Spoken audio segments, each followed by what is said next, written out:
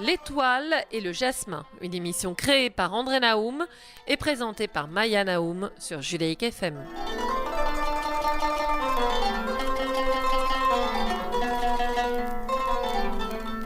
Bonsoir, alors mai 68. Bon, j'espère que je ne vais pas encore paraître ringarde à force de parler de mai 68. Et bien voilà, ce soir on va parler de mai 68. Un autre mai 68, une autre façon d'aborder mai 68, avec une habituée maintenant de Judaïque FM et de l'Étoile et le Jasmin, Malka Markovitch, bonsoir. Bonsoir. Bonsoir Malka. Alors vous publiez L'autre héritage de 68. Alors je rappelle, et le sous-titre c'est La face cachée de la révolution sexuelle. C'est chez Albin Michel. Alors nos auditeurs de l'Étoile et le Jasmin vous connaissent, mais je vais quand même redire que vous êtes historienne, vous êtes une féministe engagée. Et la dernière fois que vous êtes venue à mon micro, c'était avec Jean-Marie Dubois pour Les Bus de la honte, qui était un formidable livre qui dénonçait évidemment le rôle de la RATP pendant la Shoah. Alors, mai 68, l'autre héritage. Alors pour vous, mai 68 a affranchi la sexualité de ses tabous, pour le meilleur, mais aussi pour le pire. Pour vous, les jeunes ont été entraînés trop tôt dans une sexualité prématurée. Alors, vous allez voir qu'il y a des choses avec lesquelles je ne suis pas forcément d'accord avec vous, ce qui va être très bien. Et vous dites, par exemple, mai 68, pour vous, Malka, c'était quoi au niveau sexuel ? Alors, d'abord, il faut voir On va parler de sexe ce soir. Je dis ça à Lucien, notre ingénieur du son. Non, c'est-à-dire que moi, j'ai souhaité... D'abord, c'est une amie qui m'a dit, écoute, on parle beaucoup de... C'était il y a un an, m'a dit on va certainement parler beaucoup de mai 68 l'année prochaine, on va ensuite parler beaucoup du MLF, etc. Mais il y a un maillon manquant lorsqu'on raconte cette partie de l'histoire, c'est-à-dire ceux qui sont nés à la fin des années 50, c'est-à-dire qui sont les petits frères et sœurs des baby-boomers, dont je suis, puisque moi je suis née en 1959. Mais comment vous avez vécu, puisqu'à 10 ans on voit quand même un certain nombre de choses, l'école s'arrête, etc. Comment est-ce que toi, qui es une féministe et qui a vu un certain nombre de choses et qui a été témoin d'un certain nombre de choses en tant que petite sœur de baby boomer, tu as vécu cette période et comment tu as vécu justement la libération sexuelle à l'approche de l'adolescence, où justement tout était sous le slogan jouir sans entrave, il est interdit d'interdire, et comment ça s'est passé pour ta génération ? Parce on parle de la génération SIDA, ou bien on parle, cette amie est une amie qui est née en 1968 justement, donc en pleine période de tout ça, et puis elle me dit, mais moi j'ai commencé ma sexualité à la période du SIDA, de manière extrêmement effrayante, et mes parents qui étaient super libérés, super délurés, super machin, tout d'un coup, qui nous avaient élevés petits avec l'idée que la sexualité c'était super, tout d'un coup nous disaient attention, c'est la mort. Donc elle me dit, il y a un maillon manquant dans cette transmission de cette histoire, et il faudrait que tu écrives un livre là-dessus. Donc c'est pour ça.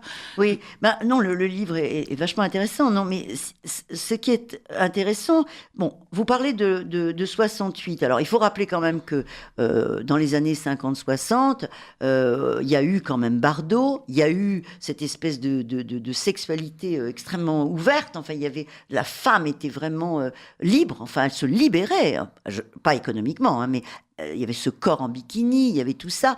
Les années 50, Bardot, tout ça, c'était 50-60, on va dire. C'était quand même Bardot. Alors, historiquement, on va quand même rappeler avant 68 ce qui se passe. Bon, pour nos auditeurs qui ont notre âge, ils le savent.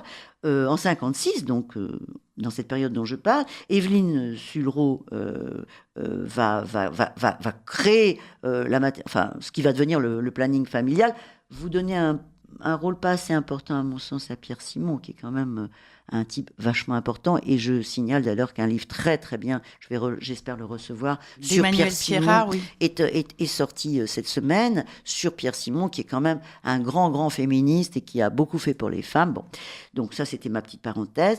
Et donc il y a quand même la création du planning familial, donc on est encore dans ces années-là. J'en parle dans mon livre. Non, justement, vous en parlez, je parle de toute la période. D'ailleurs, certains m'ont reproché d'avoir trop parlé de la période avant, puisque je commence en 45 avec la Libération, pour expliquer le climat dans lequel tout ça s'est passé, pour comprendre, pour justement ne pas être dans une attaque. Je parle de l'autre héritage, Oui, oui. mais je me sens bien aussi héritière de ce mouvement Voilà. de libération d'une parole. Voilà, je tenais à rappeler cette partie de votre livre parce que je la trouve très bonne et que voilà, vous êtes historienne, donc vous êtes allée là et vous avez rappelé le rapport, enfin, je perds mes mots, le planning familial, Sulro, Pierre Simon, Brigitte Bardot, enfin tout ça était très très important pour nos mères quand même. Hein. Bon, ma mère en bikini à Tunis, quand j'y pense, je me dis c'est pas possible. Maintenant c'est burqa à Tunis, bon je rigole. Non, mais c'est vrai, C'est dingue, absolument. c'est dingue, c'est dingue.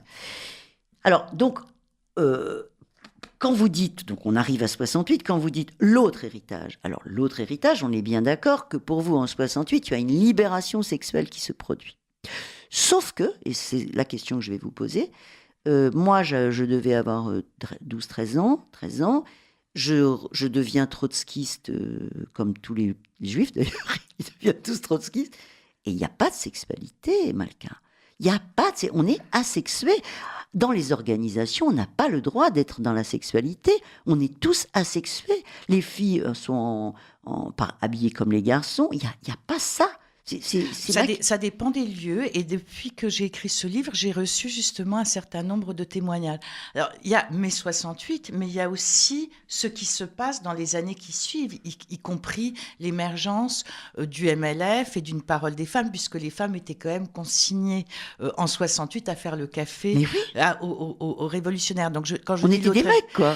Des petits garçons. Mais en même temps, il y a effectivement l'émergence d'une parole et puis cette extraordinaire chose qui est effectivement la lutte pour le droit à disposer de son corps, etc., et qui va aussi entraîner un certain nombre de choses. Moi, j'ai reçu des témoignages après avoir écrit le livre, justement de jeunes femmes qui donc avaient 13-14 ans en 68-70, donc qui étaient des lycéennes, collégiennes, etc., et qui ont dit que dès 1970, c'est-à-dire bien avant la période dont je parle, qui va aller vers des dérives et ce que j'appelle le capitalisme pornographique, eh bien, il y avait effectivement une espèce j'ai eu depuis des témoignages de viols dans des cellules trotskistes à Marseille notamment. Dans des lycées. Parce qu'effectivement, le point de départ de Nanterre, où on va dans le dortoir des filles, va sonner aussi pour un certain nombre de jeunes garçons ce mot d'ordre.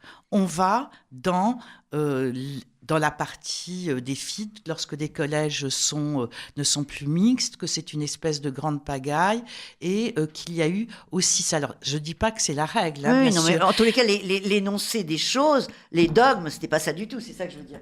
Ce n'est pas ça du tout. Mais... Pardon. Ce que vous dites après, là, on rentre dans le vif du sujet. En fait, peut-être l'après 68, juste après, ça c'est vachement intéressant. Vous faites un inventaire qui est remarquable de cette époque, on y est, on grandit avec vous, on grandit 68, 69, 70, 71, avec le film Emmanuel, avec tout ça, avec les chanteurs, ça c'est vachement joli dans votre livre, on est vraiment très très très content de retrouver tout ça.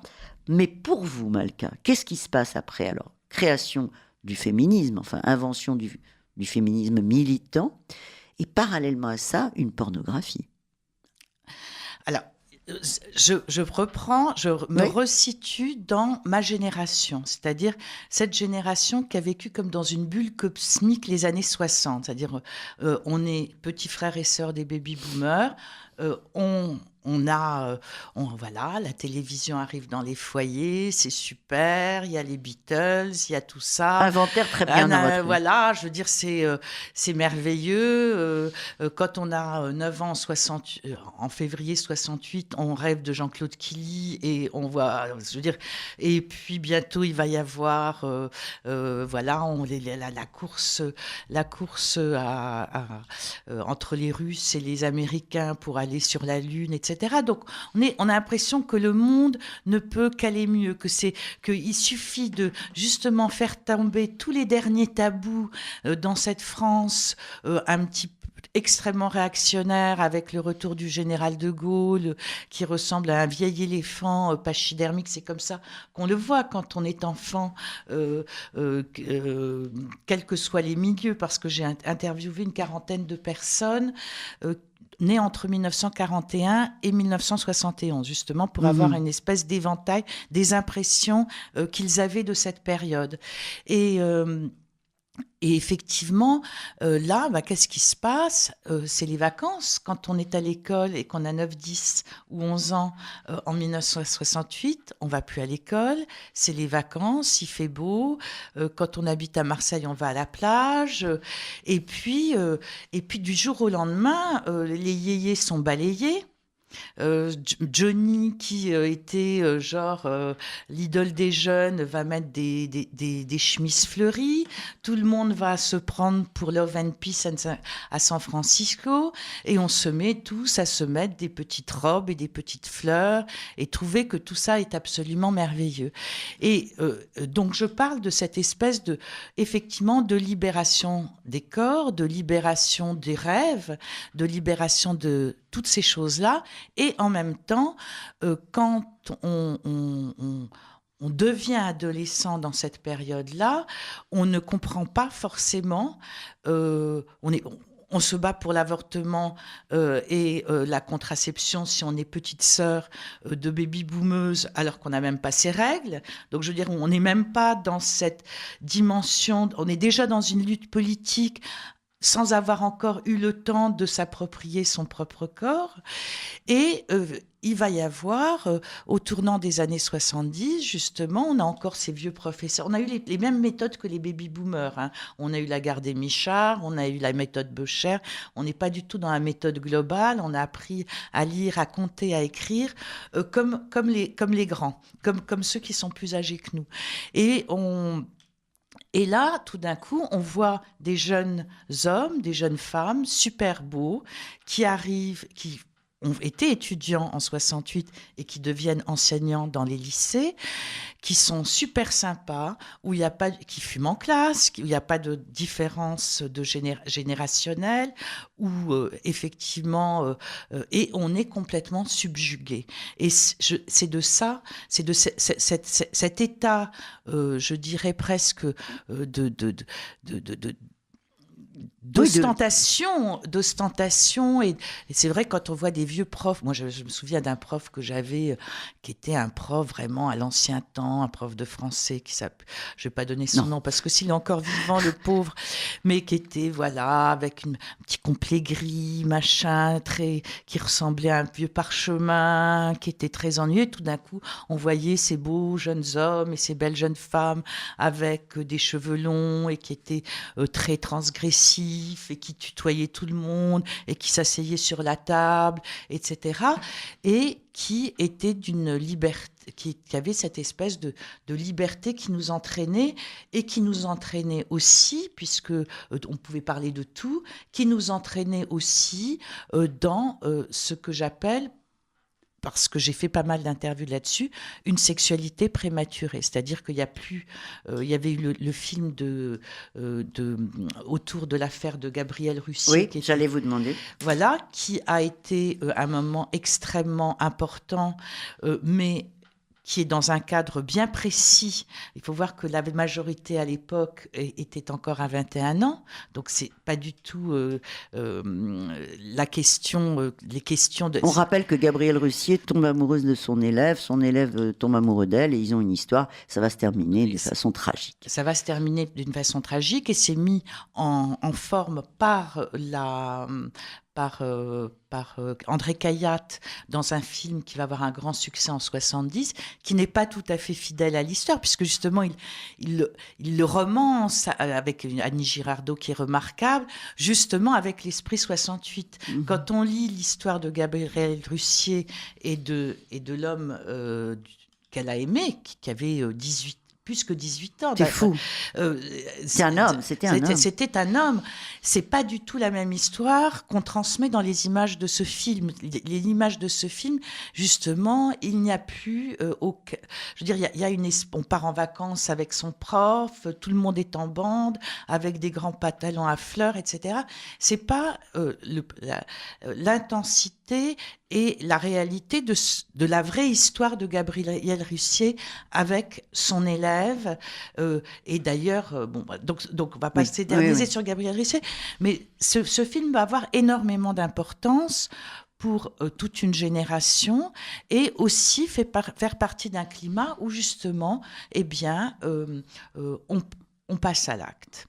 Et j'ai recueilli pas mal de témoignages sur ces passages à l'acte dont ne sont même pas forcément conscients les collégiens et les collégiennes qui vont grandir durant ces années-là, et avec effectivement des succès de certains. Alors il y a Emmanuel, il y a Le Dernier Tango à Paris, il y a... Maintenant on sait qu'en plus la fameuse scène était un vrai viol sur Maria Schneider. Donc finalement, on ne sait plus très bien quand on a 11, 12, 13, 14, 15 ans. Les photos de David Hamilton, les photos de David Hamilton, Irina Ionesco et sa fille. Donc ce n'est pas, comme certains pourraient l'entendre, une critique de la libération sexuelle. Non, pas du tout. C'est une critique de... En plus, il y a pas mal de drogue. Hein. Faut quand même voir que il y a... je veux dire, il y a quelque chose... il n'y a plus de séparation entre les générations. Et... Voilà, entre les grands frères et sœurs, les petits frères et sœurs, ou des plus âgés, y compris, j'imagine, Edgar Morin, qui lui veut faire toujours plus jeune, donc il va, même s'il est d'une autre génération, il y a quelque chose qui se passe. Et vous voulez dire que par rapport à ce D'ailleurs, Cohn-Bendit a parlé de cette période en disant le grand bazar. Mais vous rappelez aussi ce qu'il a dit à Apostrophe. Bien sûr. Non, quand je dis le grand bazar, c'est que c'est un grand bazar. Voilà. Et ce qu'il a dit à Apostrophe est effectivement très grave. Moi, Rappelez-le, parce que peut-être que nos auditeurs l'ont pas vu. Enfin, ce que je voulais dire, c'est que bref, la question de cette période pour moi, n'est pas un problème. Ce qui m'a interpellée, c'est comment un certain nombre de personnes qui ont été entraînées dans des mouvements politiques. Justement, vous parliez tous les juifs étaient trotskistes ou maoïstes. Non, moi, plutôt des trotskistes. Voilà, c'était pas vraiment notre truc. Il y avait Gérard Miller était maoïste, d'autres. Enfin, voilà. Donc chacun avait trouvé, on va dire, chaussure à sa révolution.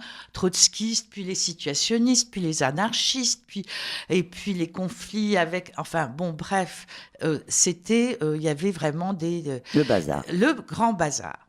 Et tout d'un coup, certains, à la fin des années 70, commencent à se dire, et c'est ce qu'on va appeler les nouveaux philosophes, finalement, on a peut-être eu tort d'être emballé par Mao, ou d'être néo-stalinien, ou d'être ci, ou de rentrer... enfin, voilà. Et il faut remettre en question... l'héritage totalitaire du communisme. Et donc ça, ils vont critiquer leurs anciennes positions politiques. Mais ils ne vont pas critiquer ce qui est de l'ordre de l'intime, finalement, et qui est ce fonctionnement qui n'est qu'une représentation extrêmement archaïque des rapports de domination masculine et qui vont être érigés au nom de la liberté sexuelle en normes. Et c'est ça que je reproche. Non pas que ça s'est passé, parce que finalement ça s'est passé comme dans chaque moment révolutionnaire, voilà, eux ont dit, on s'est trompé sur le communisme, on était maoïste, mais on avait tort parce que la révolution culturelle de Mao, c'était pas si super que ça, c'était même assez terrifiant. Mais là-dessus, non. Là-dessus, silence radio. Et c'est là où je parle on persiste et on signe, c'est-à-dire que sur ce sujet-là, on va voir certains qui vont comme Alain Finkielkraut, qui va partir 20 ans plus tard dans une espèce d'apologie de la galanterie et d'une espèce de représentation complètement invraisemblable d'un état de nature identitaire français avant la Révolution, où les femmes avaient un rôle extraordinaire, que c'était merveilleux, et d'autres qui simplement vont se taire, vont rester dans un silence assez assourdissant. Et voilà, il y a l'affaire Flavie Flament qui finalement révèle ce que d'autres ont vécu mais n'ont pas pu s'exprimer. On le voit aujourd'hui avec l'affaire Weinstein. Ah oui, vous racontez des trucs et les terribles. suivis de l'affaire Weinstein aujourd'hui montrent bien qu'il y a quelque chose qui a été tu pendant des décennies maintenant, puisque ça, depuis les années 70 jusqu'à nos jours, on en est à 50 ans de silence. Mais je vais plus loin, je me dis, est-ce que ce silence n'est pas lié plutôt à quelque chose que les femmes n'ont pas encore intégré, ou qu'elles intègrent seulement maintenant, qui est qu'on nous a, pendant des millénaires, dit cette injonction de souffrir dans le silence, d'accepter notre rôle, y compris dans notre plus profonde intimité, dans le silence. Donc la question du consentement n'est pas pertinente, d'après moi. Cet énorme mouvement de libération de la parole aujourd'hui qui se passe, selon moi, est un des émerveillements et un des héritages très forts de cette période. Il a fallu 50 ans pour que cela s'exprime. Oui, c'est vraiment très intéressant. Je pense aussi, Malka, que on pourra en parler encore pendant des heures, parce que j'ai été très troublée, moi, quand j'avais lu, je fais une petite incise, j'avais lu le rapport Simon en 1972, et le rapport disait des choses qui étaient très très différente de ce que nous savons aujourd'hui. Le premier rapport sexuel pour une femme, c'était à 21 ans. Il y avait aussi peut-être quelque chose dans le dire qui n'existait pas. On ne disait pas. Peut-être qu'il y avait un truc dans le mensonge, de cacher, de ne plus. La réalité n'était pas dite. Est-ce que vous êtes d'accord avec moi? La réalité n'était pas dite, et puis on avait l'impression, d'abord, il y avait aussi cette histoire qu'on traitait les femmes du MLF de mal baisées, d'hystériques. Oui, il y avait ou les putes ou les mal baisées. Voilà, et que quand on est adolescente, et justement je raconte cette histoire de cette jeune fille qui se retrouve dans un avion à côté d'un type qui a 15-20 ans de plus qu'elle, et qui lui dit alors tu me fais les manuels, et elle lui fait une fellation dans l'avion parce qu'elle n'a pas envie d'avoir l'air d'être coincée. Et c'est vraiment cette espèce d'embrigadement, cette apologie de la sexualité qui va déboucher, d'ailleurs, c'est une vision très libérale, très capitaliste de la sexualité. Ça n'est pas quelque chose qui participe à l'égalité et un projet justement de reconnaissance du désir bilatéral, mais c'est au contraire le début d'un capitalisme d'exploitation sexuelle absolument terrifiant, qui commence en Californie et dans les pays scandinaves à cette même époque, et qui va déboucher justement sur la marchandisation des corps d'une manière extrême, et dont nous subissons aujourd'hui les conséquences. Donc, à nouveau, éducation des filles, quand même. Et des garçons. Et puis qu'on comprenne la parole. D'ailleurs, l'injonction était aussi sur les garçons, bien sûr. En tous les cas, on reprendra, vous allez revenir au micro, on va continuer cette conversation. Ça s'appelle L'autre héritage de 68 de Malka Markovitch. Et le sous-titre, c'est La face cachée de la révolution sexuelle. C'est chez Albin Michel-Beau. Merci beaucoup, Malka. Merci, Maya. Alors, nous avons le grand plaisir d'apprendre que Malka Markovitch, que nous recevions, vient de gagner, on dit, le prix de la LICRA, le prix 68 de la LICRA. Alors, Malka, un grand Mazel Tov. Au revoir. Au revoir. L'étoile et le jasmin, une émission créée par André Naoum et présentée par Maya Naoum sur Judaïque FM.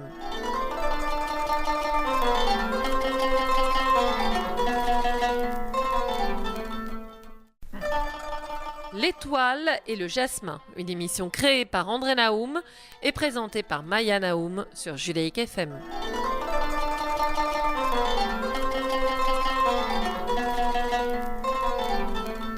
Bonsoir, alors mai 68, mai 68, mai 68.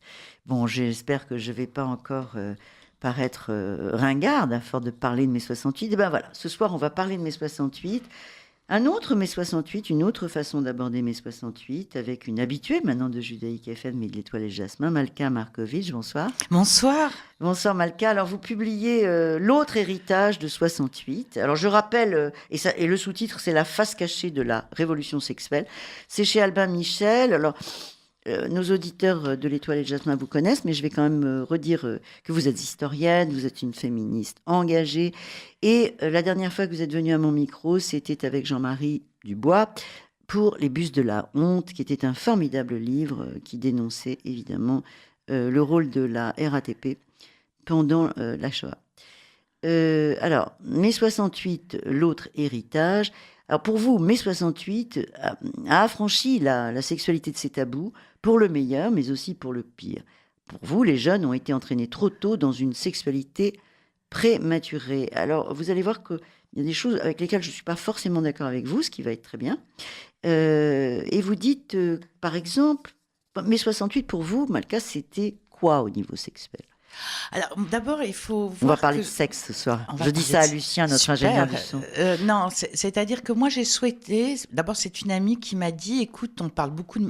C'était il y a un an, m'a dit on va certainement parler beaucoup de mai 68 l'année prochaine, on va ensuite parler beaucoup du MLF, etc. Mais il y a un maillon manquant lorsqu'on raconte cette partie de l'histoire, c'est-à-dire ceux qui sont nés à la fin des années 50, c'est-à-dire qui sont les petits frères et sœurs des baby-boomers, dont je suis, puisque moi je suis née en 1959. Mais comment vous avez vécu, puisqu'à 10 ans on voit quand même un certain nombre de choses, l'école s'arrête, etc. Comment est-ce que toi, qui es une féministe et qui a vu un certain nombre de choses et qui a été témoin d'un certain nombre de choses en tant que petite sœur de baby boomer, tu as vécu cette période et comment tu as vécu justement la libération sexuelle à l'approche de l'adolescence, où justement tout était sous le slogan jouir sans entrave, il est interdit d'interdire, et comment ça s'est passé pour ta génération? Parce on parle de la génération SIDA, ou bien on parle, cette amie est une amie qui est née en 1968 justement, donc en pleine période de tout ça, et puis elle me dit, mais moi j'ai commencé ma sexualité à la période du sida de manière extrêmement effrayante, et mes parents qui étaient super libérés, super délurés, super machin, tout d'un coup qui nous avaient élevés petits avec l'idée que la sexualité c'était super, tout d'un coup nous disaient attention, c'est la mort. Donc elle me dit, il y a un maillon manquant dans cette transmission de cette histoire, et il faudrait que tu écrives un livre là-dessus. Donc c'est pour ça. Oui, non, le livre est vachement intéressant. Non, mais ce qui est intéressant, bon, vous parlez de 68. Alors il faut rappeler quand même que dans les années 50-60, il y a eu quand même Bardot, il y a eu cette espèce de sexualité extrêmement ouverte. Enfin, la femme était vraiment libre. Enfin, elle se libérait, pas économiquement, hein, mais il y avait ce corps en bikini, il y avait tout ça. Les années 50, Bardot, tout ça, c'était 50-60, on va dire. C'était quand même Bardot. Alors, historiquement, on va quand même rappeler avant 68 ce qui se passe. Bon, pour nos auditeurs qui ont notre âge, ils le savent. En 56, donc dans cette période dont je parle, Évelyne Sulro va créer ce qui va devenir le planning familial. Vous donnez un rôle pas assez important, à mon sens, à Pierre Simon, qui est quand même un type vachement important. Et je signale d'ailleurs qu'un livre très très bien, j'espère le recevoir, sur Emmanuel Pierre Simon, Pierrat, oui.